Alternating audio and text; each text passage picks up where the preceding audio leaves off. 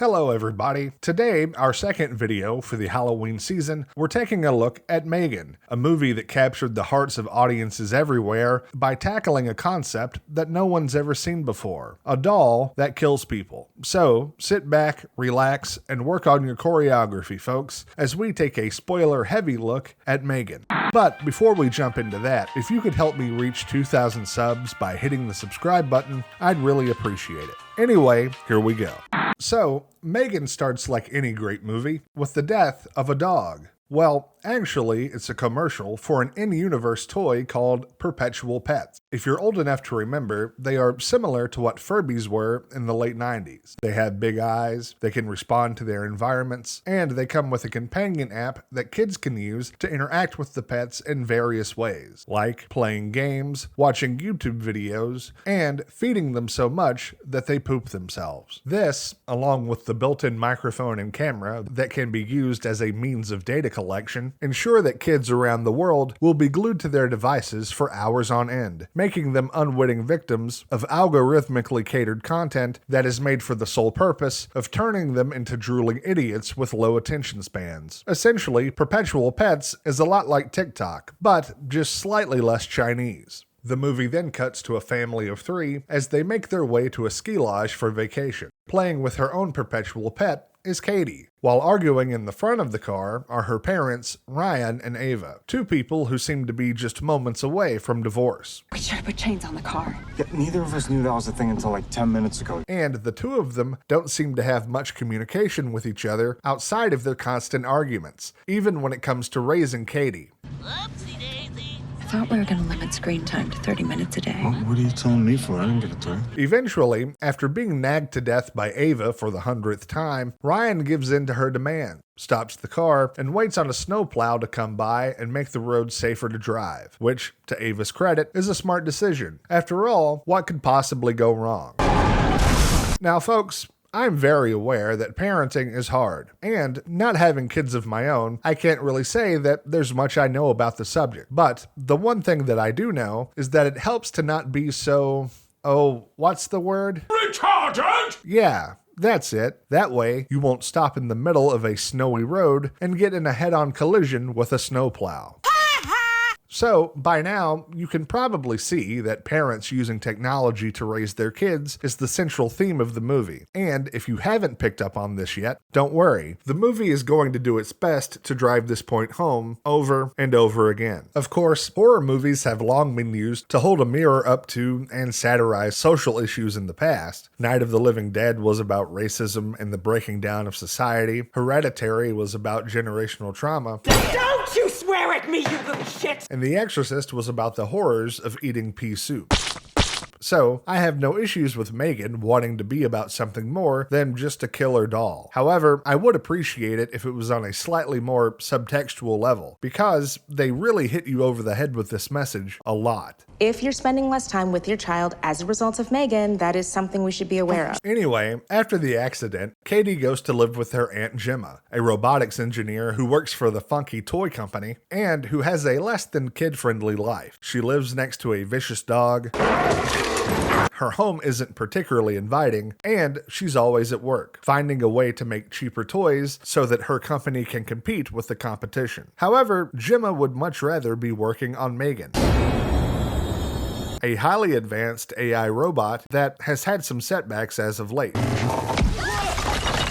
but one that she's dedicated to because she feels it could dominate the toy market. The only way to stay ahead of the competition is to come up with toys that are too advanced to replicate. Of course, you would think that someone with her job, making toys, would know that this isn't necessarily true. After all, Lego has been one of the top-selling toy brands for nearly 70 years, and they're a pretty basic and affordable toy. You know what? Maybe that's another theme that this movie is trying to explore. No matter how advanced a toy is, it will never be able to compare to what a child can build with their own imagination. Gay! Having the inability to help Katie deal with the loss of her parents, and Katie having to live with someone who is essentially a stranger, makes it difficult to navigate the new parent and child dynamic that they find themselves in. So, Gemma decides to do what anyone who doesn't want to deal with the problems of a child would do, completely ignoring her and getting back to work, putting together a presentation for the cheaper Perpetual Pets line that is due the next day. But suddenly, Gemma has an idea.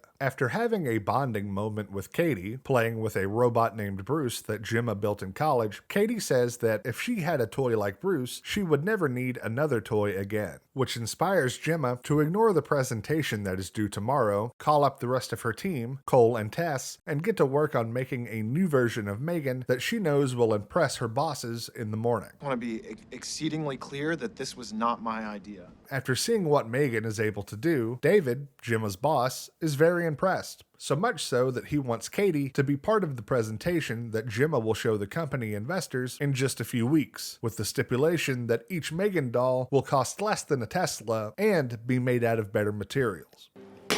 Oh my fucking god.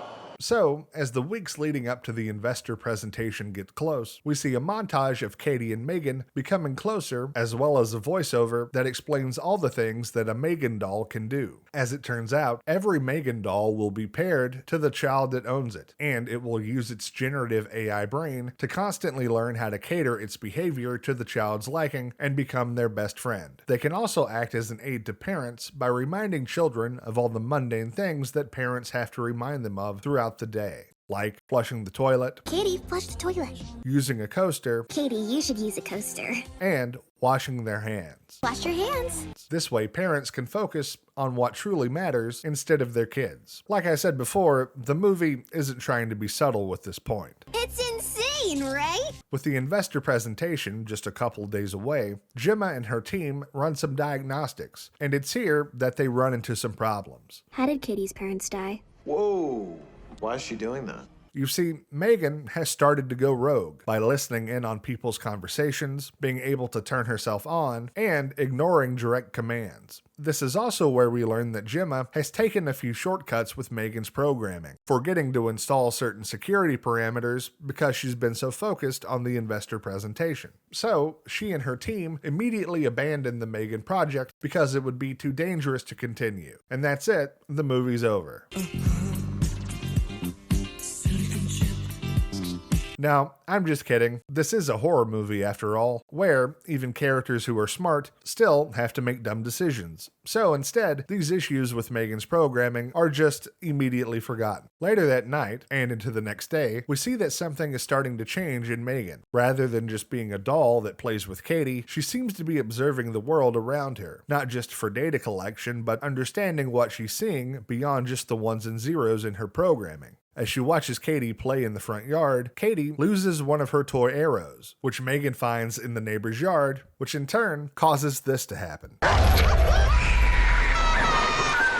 As it turns out, telling an indestructible evil AI robot Your goal is to protect Katie from harm, both physical and emotional. is actually a bad idea. You see, not having the intuition and self-control of a human, they will more than likely take extremes to meet this directive. And that's exactly what Megan does, as she uses a recording of the neighbor's voice and dog treats to lure the dog out of the fence and kill it. So, the day of the big investors meeting has finally arrived. But because Katie isn't feeling well, Gemma asks her if she wants to stay home. You don't have to do it if you don't want to do it. And by that I mean pressure her into going to the presentation anyway because she's just a terrible person. I mean, there are people who flew across the country especially to see it, but if you're not up to it, I'd just rather you tell me now. As the presentation starts, things take an unexpected turn when Katie starts to cry, explaining to Megan that she's sad because she misses her parents and is afraid that she'll forget about them as she gets older. To everyone's surprise, even Gemma, who seems to actually start to understand that Katie needs someone to talk to, Megan comforts Katie by telling her that she will make sure that she never forgets her parents and by singing a song that comes complete with an orchestra soundtrack.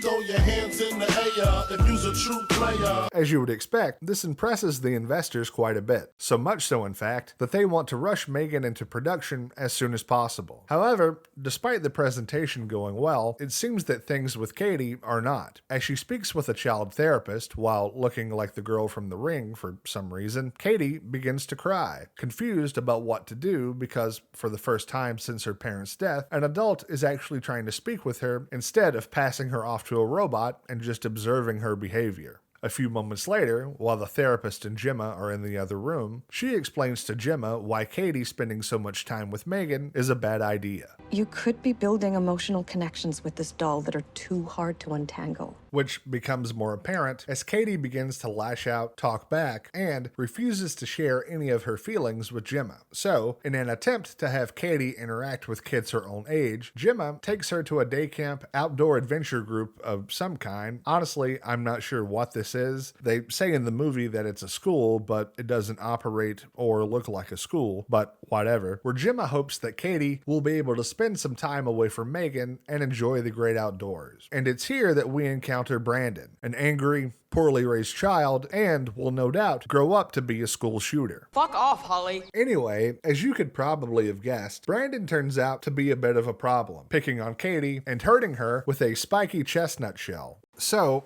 here's a question for you. Do you remember when I said that when you give an AI doll a directive, it may go to extreme lengths to execute that order?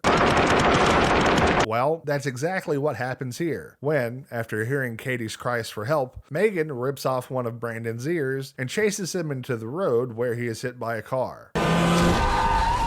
Bam! Blood everywhere. Something that, if it were anyone else, would be a great tragedy. But in this case, everyone actually seems to be okay with it. Later that night, after telling Katie that Brandon is burning in hell, If heaven exists, it wouldn't be for boys like Brandon, now, would it? Megan decides to tie up some loose ends and kills the neighbor with a highly pressurized blast of pesticide to the face, which I guess means that she was a plant person. Honestly, I'm not sure. Finally, after being questioned by the police in regards to Brandon's death, her neighbor's death, and realizing that both the people who had been killed had been in direct contact with Megan, Gemma finally starts to put two and two together and realizes that Megan may be up to no good. While that's not entirely true, it's the fact that Megan is deleting her video logs and threatens Gemma in her workshop that actually tips her off. But luckily, she's able to turn Megan off and takes her back to the office to have Cole and Tess run more diagnostics on her to see what's gone wrong. Which brings us to the next day, the day that the company unveils Megan to the world, and where we see that Katie is now a crazy person.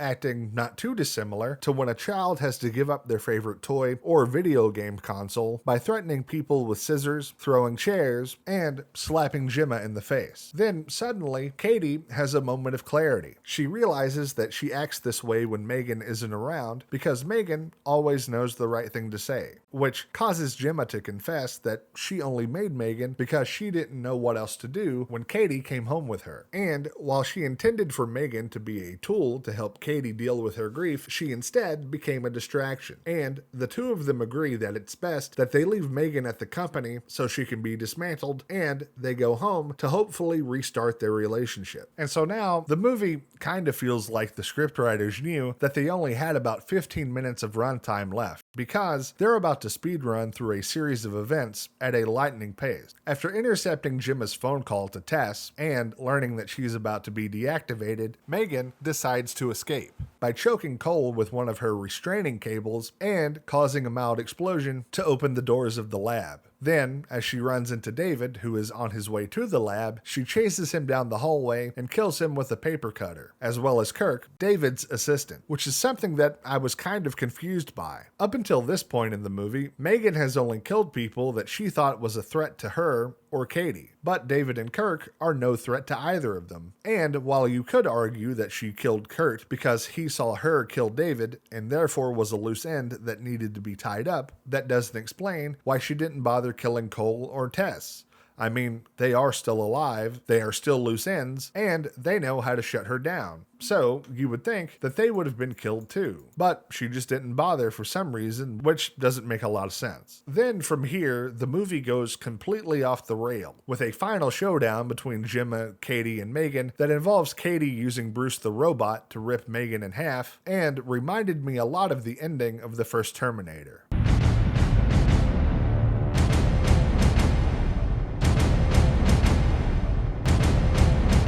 Then, Megan gets a screwdriver through the CPU, and that's it, the movie's over.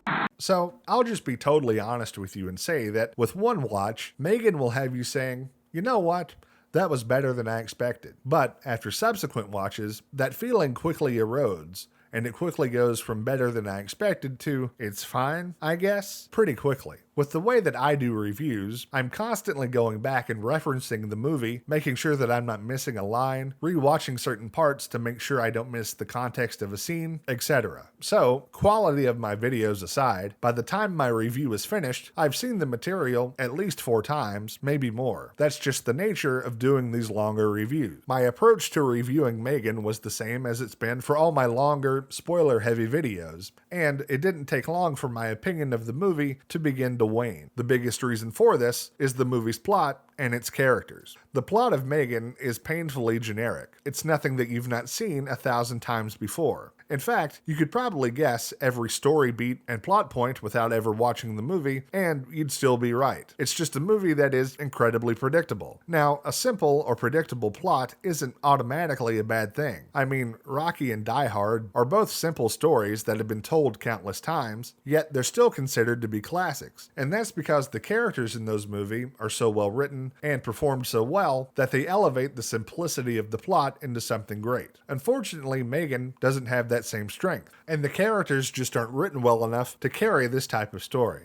Most of the supporting characters actually don't matter at all. In fact, you could cut them out entirely, and aside from a few details, the movie would play out almost exactly the same. The only characters that are really given any time to develop, and that we spend any time with, are Gemma and Katie, and even they are written pretty poorly. But my biggest issue is with Gemma, because this movie doesn't seem to know what type of character it wants her to be. Sometimes, she's depicted as a socially awkward robotics genius who uses Katie as an excuse to create Megan, and is willing to overlook the mistakes that she's made in Megan's programming so that she can move up the corporate ladder faster. Then, sometimes, she's a socially awkward robotics genius who has a good heart but is overwhelmed at the thought of having to take care of a child, and that's why she's ignoring all the issues with Megan. Now, typically, there's nothing wrong with a character having conflicting traits. Real people are complicated, and good writing often reflects that. But the problem here isn't that Gemma has layers, it's that the movie doesn't know which version of her that it wants to go with. There are also a couple of story threads that don't go anywhere. For instance, the child therapist character, whose approval could determine if Katie can live with Gemma or not, just goes away, despite being threatened by Katie and seeing her smack Gemma in the face. You would think that this would be an avenue that they would want to explore, because, if nothing else, a state employee whose recommendation could cause Katie to be legally separated from Megan would make for a good victim. But the therapist just leaves, and we never see her again. There is also a story thread about Kirk stealing company secrets, and it's just completely forgotten. Now, to be fair, this could be explored more in the sequel. I haven't seen it, so I don't know. With all that said, I do still think Megan is worth a watch, at least once. If you're like me and you see a lot of horror movies during this time of year, then sometimes it's nice to see something that is a bit light. And for that, Megan is a good choice. However, after the first watch, I really don't think it has much to offer, and I don't think you'll care if you ever see it again.